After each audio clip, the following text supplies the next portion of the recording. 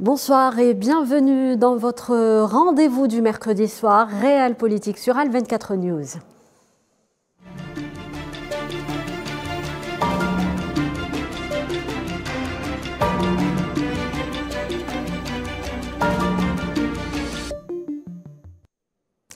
Et ce soir, on vous propose le thème de la sécurité dans le monde. Contexte oblige, le monde se retrouve, il faut le dire, de plus en plus sous le coup de nombreuses menaces. Quelles sont ces menaces qui pèsent sur la sécurité dans le monde? Et surtout, comment y faire face? Quel modèle sécuritaire pour un monde stable et plus sûr? On en parle ce soir avec Mohamed Barkour. Bonsoir. Bonsoir madame. Alors, professeur, le monde a de tout temps été déstabilisé par les guerres, par les conflits. L'histoire retient la Première et la Seconde Guerre mondiale. Depuis, quelles ont été les principales menaces qui pèsent sur la sécurité du monde? Bon, la conflictualité fait partie justement de ces interactions mondiales. Depuis 1648, entre 1648 et 1815, il y avait plus de 200 guerres. Oui. On a vu depuis cette date un changement dans la nature de la guerre, non pas seulement en matière d'instruments de la guerre, mais plutôt par l'étendue de ces guerres. La Première Guerre mondiale, Deuxième Guerre mondiale, puis on est parti à partir du mois d'août 1945 avec le largage nucléaire à Hiroshima et Nagasaki vers une nouvelle logique de guerre. Nous étions dans cette logique de la balance de la terreur. Pendant la guerre froide, c'était aussi beaucoup de guerres par procuration, oui. Beaucoup de déstabilisation. On a aussi utilisé le terrorisme comme instrument de déstabilisation, mais il faut dire que la sécurité prend beaucoup de formes, elle prend beaucoup de modèles, elle prend aussi beaucoup de réponses à des situations diversifiées. La sécurité est un besoin pour tous les États, un besoin pour tous les hommes, un besoin pour toutes les sociétés, mais aussi un besoin partagé de par le monde. Aujourd'hui, quand on parle de sécurité internationale, ce n'est plus comme avant. Sécurité internationale veut dire essentiellement minimiser les risques de guerre. Aujourd'hui, les menaces ne sont pas nécessairement étatistes. Au État centré, on est en face d'une multitude de facteurs d'insécurité, soit liés aux actions, interactions, intérêts, projections de puissance des États, mais aussi par rapport à des éléments d'insécurité économique, sanitaire, avec la pandémie du Covid par exemple, alimentaire aujourd'hui, environnementale. Donc on est en face d'un élargissement du concept de la sécurité, mais aussi une multiplication des sources des menaces, donc, et aussi une multiplication des réponses à ces menaces. Alors, on l'a compris, la sécurité dans le monde est confrontée à des menaces qui peuvent se présenter sous différentes formes. Je reviens justement aux facteurs qui favorisent l'insécurité dans le monde. Souvent, on évoque le rôle, professeur, de certaines puissances, notamment occidentales. Dans l'Occident, qui, disons-le, parfois créent le trouble dans le but de protéger leurs intérêts. Alors, il y a également la création de ces troubles, parfois avec de faux prétextes. Alors, et ceux qui propagent justement ces idées sont souvent taxés de complotisme. Professeur, qu'en pensez-vous?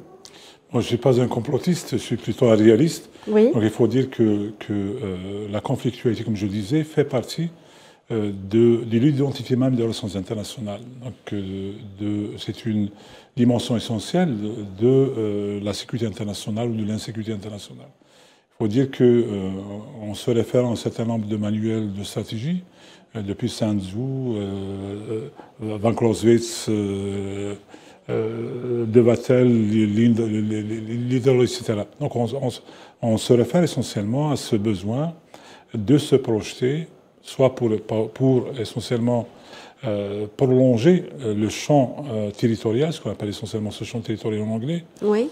Ou pour essayer aussi d'acquérir de nouveaux éléments de la puissance, voir les ressources dans l'histoire de la démographie, mais aussi créer des éléments de dépendance, voire de domination, même d'hégémonie. Le cas des deux hyperpuissances pendant la Deuxième Guerre mondiale, c'était les Alliés, mais après, c'était pratiquement ces deux hyperpuissances, Union soviétique et États-Unis. Il faut dire, Madame Rym, que en se référant aussi à l'histoire des relations internationales, oui. Les États avaient toujours cette tendance, les entités politiques avaient toujours cette tendance à créer des éléments de puissance aux dépens d'autres États. À lire Sun Tzu, l'art de la guerre, c'est créer ces éléments justement de la puissance aux dépens d'autres dynasties. En créant des conflits dans ces pays. En créant et en exploitant des conflictualités. À lire aujourd'hui les différentes stratégies américaines, notamment de défense, octobre 2022, ou celle de la sécurité nationale, c'est aussi créer ces éléments de préservation de cette hyperpuissance. Ne pas permettre à d'autres puissances d'émerger et d'atteindre le statut d'hégémon, d'échange. Il faut dire, Madame Rym, que le premier document stratégique post-guerre froide des États-Unis, c'était le mois de mars 1992, Defense Planning Guidance, qui essentiellement définissait les contours de cette stratégie, c'est ne pas permettre à d'autres puissances d'émerger. En 2021, on a vu avec une loi, c'est China Strategic Competition Act, qui refuse justement l'émergence de cette hyperpuissance. Donc le premier point dans cette logique des puissances, c'est préserver un statut ou arriver à un statut. Hégémonique. De domination, de puissance comparative dans une distribution de la puissance. Deuxième point, c'est aussi arriver à une véritable maîtrise des éléments soit de contrôle ou de transformation. Chose qu'on voit aujourd'hui dans ce système en mutation, dans cet ordre en mutation, avec l'émergence de la Chine, potentiellement comme hyperpuissance en 2049, le retour stratégique de la Russie, la recherche de l'identité stratégique de l'Union européenne, etc.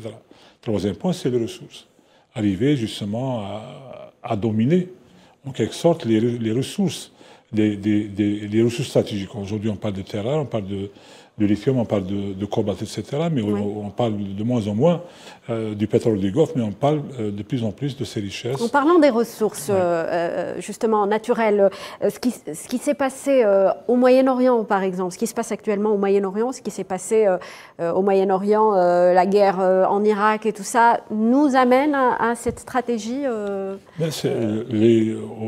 disons, on a vu pendant pratiquement plus de 60 ans, le Golfe constituait une source importante en matière d'approvisionnement énergétique pour les puissances occidentales, notamment à l'États-Unis, mais avec la découverte, l'exploitation et même la commercialisation du gaz de schiste et du pétrole de schiste américain, il y a de moins en moins de dépendance par rapport à cette région. Pendant ces 60 ans, on a vu le changement des régimes en Iran en 1953, le régime Mossadegh. On a vu, disons, le développement de la logique de la protection des régimes amis des États-Unis en 1958, la doctrine d'Eisenhower. On a vu en 1980 la doctrine de Carter, justement par rapport à la protection de ces ressources.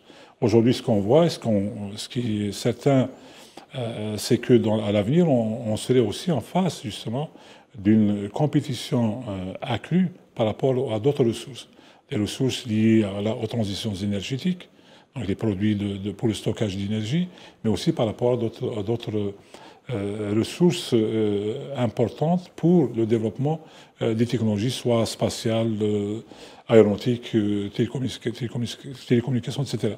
Mais ce qu'on voit aussi, Madame Rym, aujourd'hui, c'est la continuation de cette logique. Parce que même pendant le 15e, 16e siècle jusqu'à la fin de l'ère coloniale, c'est justement le premier driver de ces colonisations, c'était les ressources.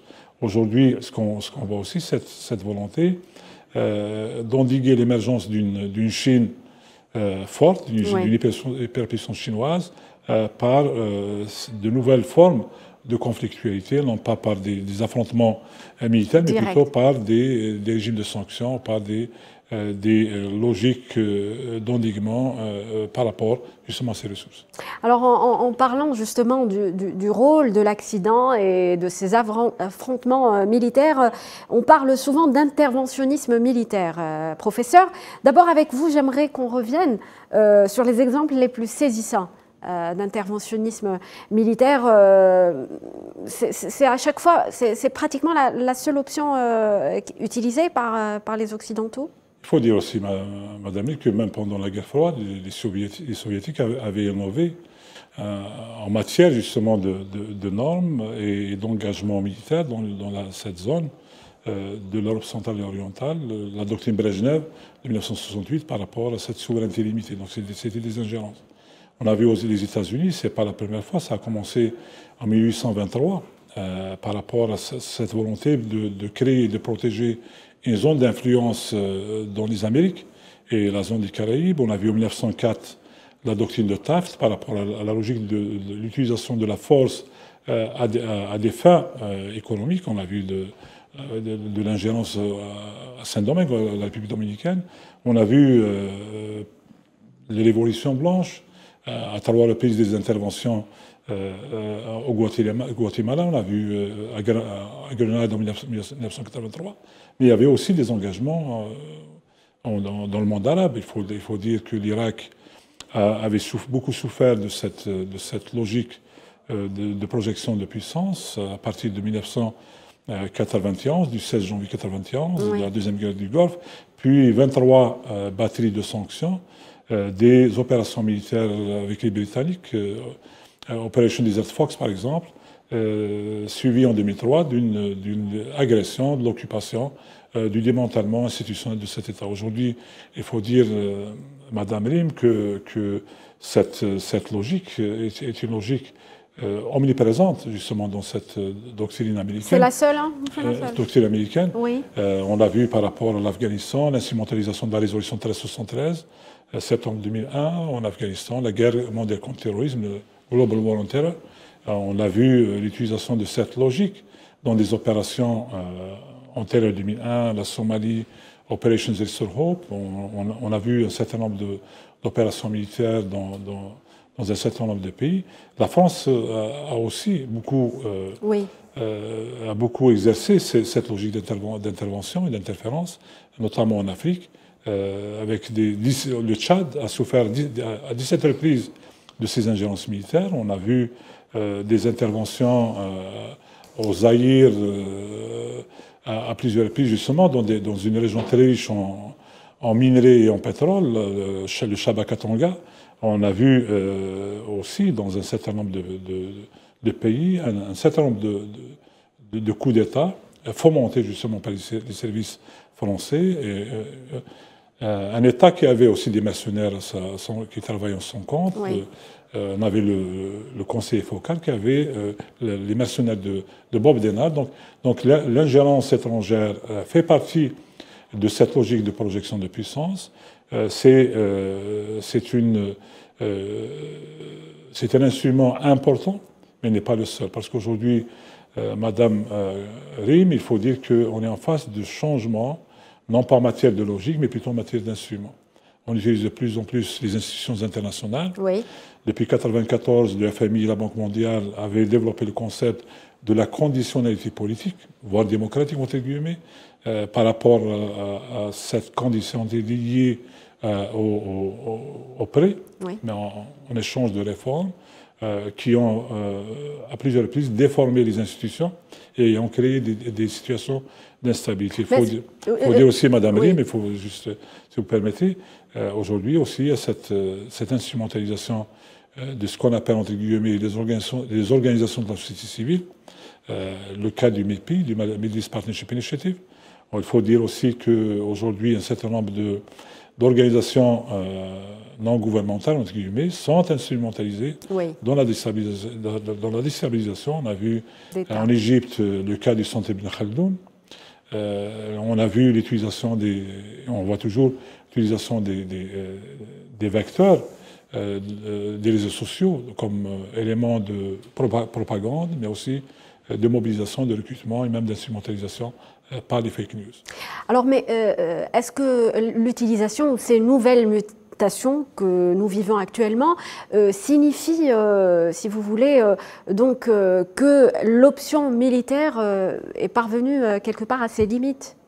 Je ne dirais pas qu'elle est arrivée à ses limites, parce que ça reste toujours l'élément le plus important dans les stratégies des États, mais on voit de plus en plus d'innovation en matière d'instruments de déstabilisation. Oui. Quand je vous donne le nom Mozart, Mozart nous réfère à un éminent musicologue, mais aujourd'hui Mozart c'est une compagnie privée militaire de sécurité qui est utilisée, instrumentalisée en Ukraine par les Américains. Justement, je voulais vous parler du conflit ukrainien. C'est toujours d'actualité, hein, même dans le conflit ukrainien. Absolument.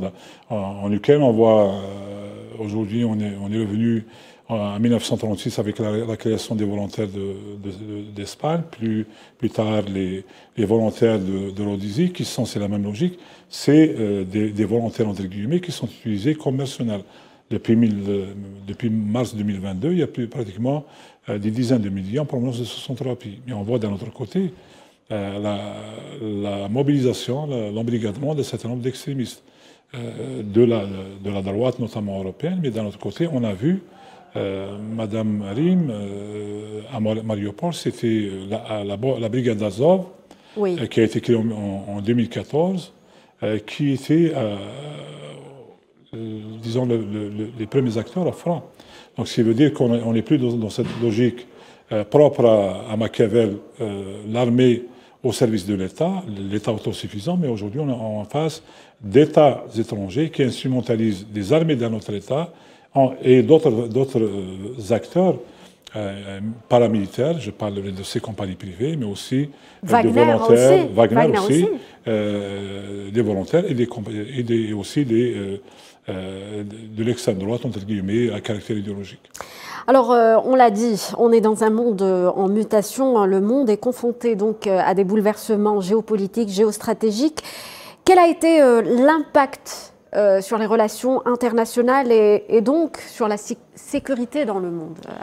Si on fait une petite lecture comparative des guerres, des changements d'ordre, je vais vous citer juste trois situations à partir du XXe siècle. Après la fin de la Première Guerre mondiale en 1919, on a vu la chute des empires. On a vu l'Empire ottoman et l'Empire austro-hongrois, l'affaiblissement de l'Allemagne réunie par Bismarck. Avec la fin de la Deuxième Guerre mondiale, ce qu'on a vu, c'est l'émergence de deux pôles autour de deux États non européens, donc l'Union soviétique et les États-Unis, mais aussi l'émergence des systèmes fédéraux, avec la Yougoslavie, avec l'Union soviétique, avec la Tchécoslovaquie, etc. Avec la chute du mur de Berlin du 9 novembre 1989, c'était le début de la fin d'un certain nombre de systèmes fédéraux. On avait l'Union soviétique, l'effondrement le 25 décembre 1991, la fin de la Yougoslavie, l'effritement aussi sur le plan identitaire d'un certain nombre de pays. On a vu la fin de la Tchécoslovaquie, mais aussi l'émergence de ce qu'on appelle le chaos dans un certain nombre de pays. On a vu en Afrique, avec l'affaiblissement, la fragilisation d'un certain nombre de pays. On a vu plus tard dans le monde arabe à partir de 2011, mais aussi la prolifération du terrorisme comme un mode de conflictualité. Le retour de Al-Qaïda oui, pendant les années 90, après 2001, c'est la prolifération de centres terroristes à travers le monde. Aujourd'hui, on a une phase de développement de logique de terrorisme international, mais avec des schémas, disons, intégrés sur le plan régional. Le cas de l'Al-Qaïda au Maghreb islamique, le cas de l'État islamique en Afrique de l'Ouest, le cas de Shabab, etc. Donc on est en face. Et la troisième phase, c'est essentiellement cette convergence, non pas organisationnelle, mais utilitaire entre ces ensembles. Aujourd'hui, ce qui risque de changer, Et c'est pas quelque chose de nouveau. Ça a été déjà annoncé il y a plus de 10 ans. C'est plus de conflictualité en Afrique. On voit des zones de conflit. On voit des foyers de conflit, donc c'est qui risque de s'aggraver, mais on voit aussi aujourd'hui plus de confrontations autour des centres des richesses. Les centres de richesse, c'est l'Asie-Pacifique, et c'est pour cela qu'il y a ce qu'on appelle en anglais le pivoting, c'est le pivotage vers cette zone par les États-Unis et l'Union européenne, mais aussi cette compétition stratégique de plus en plus visible en Afrique. Et malheureusement, c'est les reconfigurations géopolitiques dans notre région et dans cette zone africaine. Justement, à ce propos, quels devraient être les modèles de sécurité dans ces régions? Des modèles de sécurité régionale, professeur? L'essence de la sécurité est nationale. C'est le premier palier. Vous l'avez toujours dit. C'est ma conviction. Oui. C'est ma conviction, il faut toujours consolider la sécurité des États avec une logique souveraine autour d'institutions pérennes. Donc il faut consolider les institutions de la défense et de la sécurité. Il faut aussi créer une culture de la sécurité nationale qui engage et les institutions et les citoyens, premier palier. Deuxièmement, c'est arriver aussi à créer ce qu'on appelle en anglais Regional Security Complex. Oui. Qui est un épisystème de sécurité régionale autour d'un ensemble de pays qui partagent la même vision. Pour nous, le Sahel, les pays du Sahel ont besoin de cette approche algérienne parce que c'est une approche qui respecte les souverainetés et qui œuvre essentiellement pour la consolidation des principes de non-ingérence et pour un partage de savoir-faire sans pour autant faire cette projection d'influence. Parce que notre Constitution a défini clairement les missions de nos institutions de défense. Mais aussi, ce concept de sécurité doit être multidimensionnel. Oui. Parce que les menaces le sont. Ça doit être à la fois militaire, doit être économique, identitaire, mais ça doit être aussi politique, une stabilité systémique de l'État et sanitaire, environnementale. Donc on n'est plus dans cette logique de ce qu'on appelle hard conception, donc c'est une conception rigide, mais plutôt dans une conception pluridimensionnelle, parce que les menaces, ce n'est pas seulement les risques de guerre, d'agression, mais aussi le terrorisme, la pauvreté dans les pays de la région qui créent des dynamiques migratoires qui aussi ont un impact direct sur la sécurité sanitaire et sur la sécurité sociétale. Donc c'est valable pour les autres continents également? Absolument. L'Europe, l'Amérique? Même en Europe, on parle de ces risques qui ne sont pas nécessairement liés uniquement au conflit en Ukraine, mais aussi par rapport à des points de fragilité sur le plan de leur identité stratégique et sur les risques liés à un déclin économique d'un certain nombre de pays. Alors avec tous ces aspects, on a parlé de la montée en puissance de la Chine, le conflit en Ukraine. Quels nouveaux risques, professeur, et surtout quels remèdes à ces nouvelles menaces? Avec le déclenchement du conflit ukrainien, on a souvent parlé du risque d'une guerre nucléaire. Quelle est votre lecture à ce sujet? Je ne crois pas que le risque d'une confrontation nucléaire est probable. Parce que la logique des armes nucléaires sont des logiques de dissuasion. Donc parce que les risques de leur utilisation veut dire essentiellement c'est la fin de l'humanité. C'est pour ça que dans l'évolution de la doctrine nucléaire, il y a un concept qu'on appelait MAD, Mutual Assured Destruction, ça veut dire c'est la fin du monde. Mais il faut dire que le monde avec cette conflictualité, est en train de produire une nouvelle dynamique de polarisation. On essaye de créer des blocs et de créer des alliances avec des risques, malheureusement, de propagation de conflits dans des régions. C'est pour ça que notre pays a toujours développé ce concept de non-alignement constructif et de refus de toute polarisation, premièrement. Deuxièmement, on est en face aussi de la concentration de la richesse. Oui. Non pas seulement en Occident, mais aussi en Orient, avec un impact très négatif sur les pays pauvres. Troisième point, ces compétitions stratégiques dans notre région, dans l'Afrique notamment, ce qui risque aussi de fomenter des crises à l'intérieur de pays. Oui. Donc moins de sécurité. Ce qui est aussi important, c'est l'identité est devenue un facteur d'instabilité quand il est instrumentalisé par d'autres puissances. On voit l'utilisation des langues, l'utilisation des dogmes, l'utilisation des religions, etc.